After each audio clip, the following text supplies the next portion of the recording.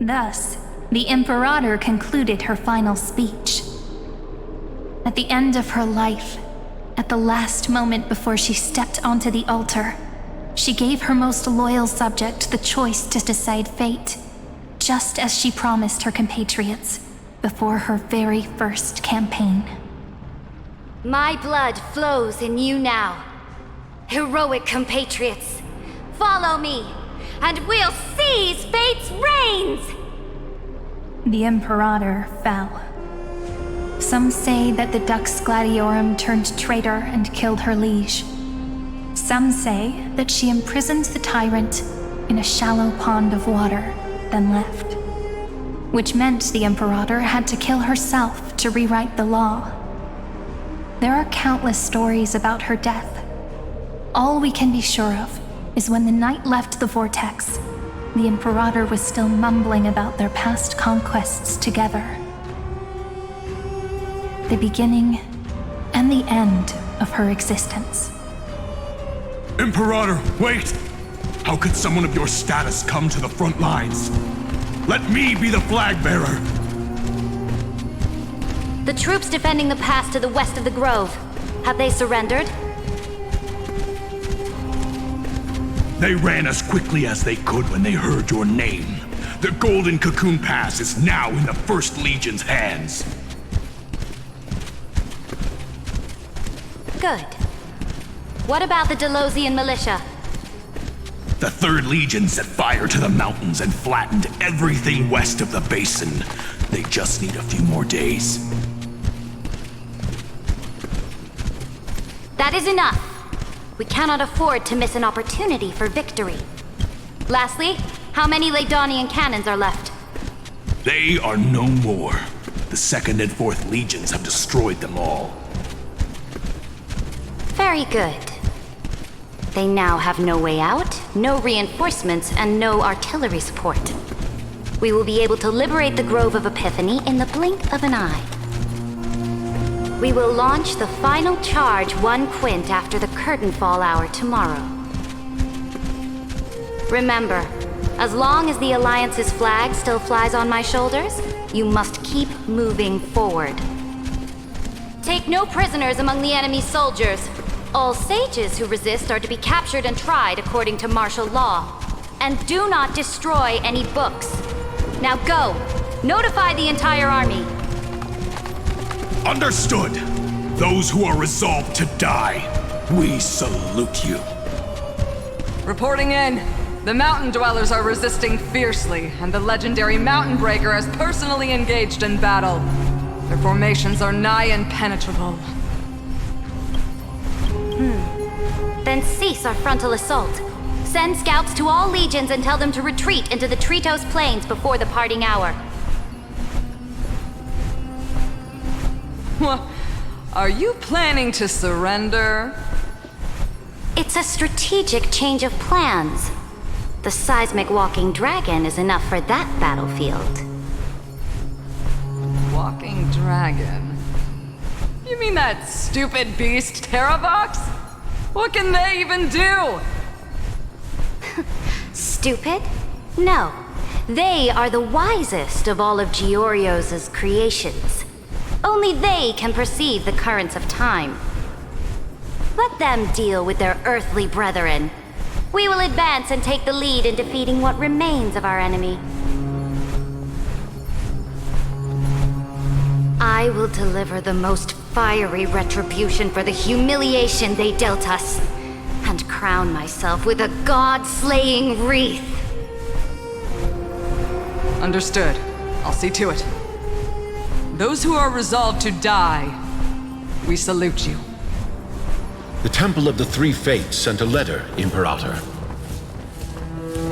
They refused to surrender, and said this letter is their last warning to us.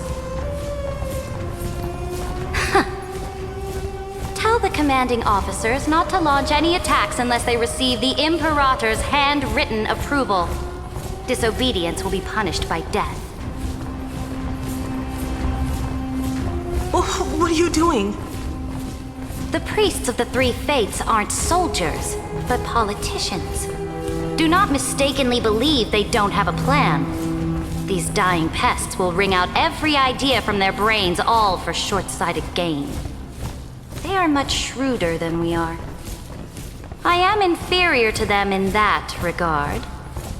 They also have the prophecy to wield as a weapon, something I am not blessed with. Launching an unplanned attack will only disadvantage us, as all of Amphoreus will judge our actions. Which means I will be heading to the battlefield myself, just as I have always done. This time, however, I will go alone. I will conduct secret negotiations to ensure fate is on our side. Understood. The legions will make their preparations. Those who are resolved to die, we salute you. Why are we not allowed to march out with the army, Imperator? This will be a long voyage with no return. Those of you who bear the prophecy cannot come with me. Why are you personally leading this battle if it's doomed to fail? The Flame Chase journey cannot be without a leader. That is correct. The Empire will be without a head when the Imperator falls. But remember, as long as you seize the right opportunities, even a chaotic game will remain winnable. My departure will create a long staircase for you. You will understand what I mean when news of my death reaches your ears. Saridra, is our journey about to be over? Destroy the old laws and forge new ones. My conquest has reached its limits within the borders of Amphoreus. Since the prophecy already decreed that the Imperator would never conquer the stars as she wished, I will bow out here and try no more. More Chrysos heirs bearing divine authority will be born, and many more heroes will arise. Will they demand peace or war? Will they resist tyranny or become the next Imperator? I do not care. The children of the future will decide for themselves. Do not mourn for me. Anyone can kill the Imperator, but the only one who can truly destroy her is Saridra. At the end, I faithfully recorded the most important battles in the Imperator's life. Her conquest was about to be completed at this point in the story. However, for some reason, a memory suddenly entered my mind just as I was about to put down my pen.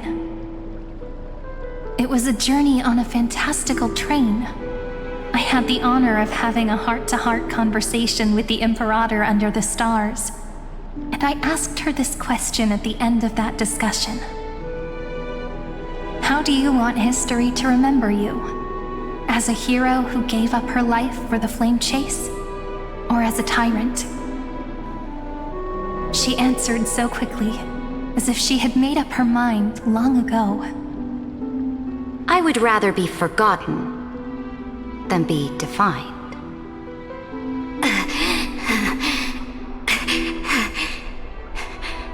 Because the law can be neither eternal nor unchallenged. And only humanity can pen laws into history's pages. Now, I have shattered the greatest law of Amphoreus. The game is nearing its end. Dux Gladiorum. Even though you killed the Imperator in the previous 30 million cycles, this time, you finally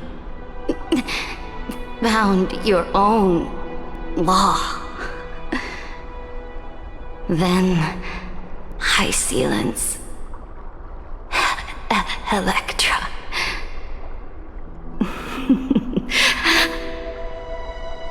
I will ask someone to deliver the prophecy's ocean at the boundaries of this world to you. Will you choose to swim into that ocean? I do not care. Do not care.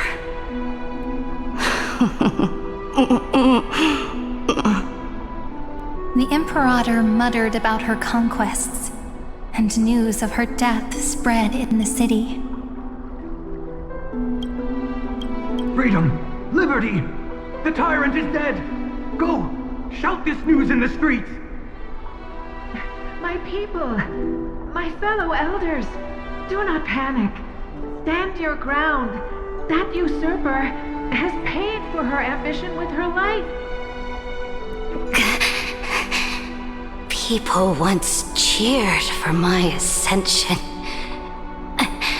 and now they cheer for my fall. No matter. I am fond of applause.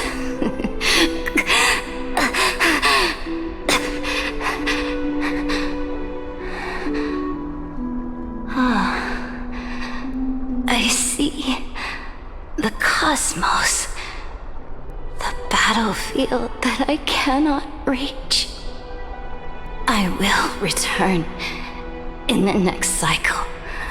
The stars will hear my legion's war drums. Hear the great name of the Imperator. Hear Amphoreus's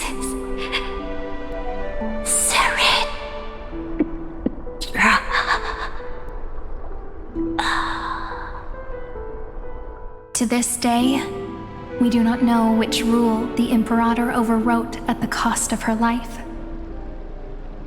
Perhaps the truth will only be revealed at the moment of checkmate, just like every chess game she ever played.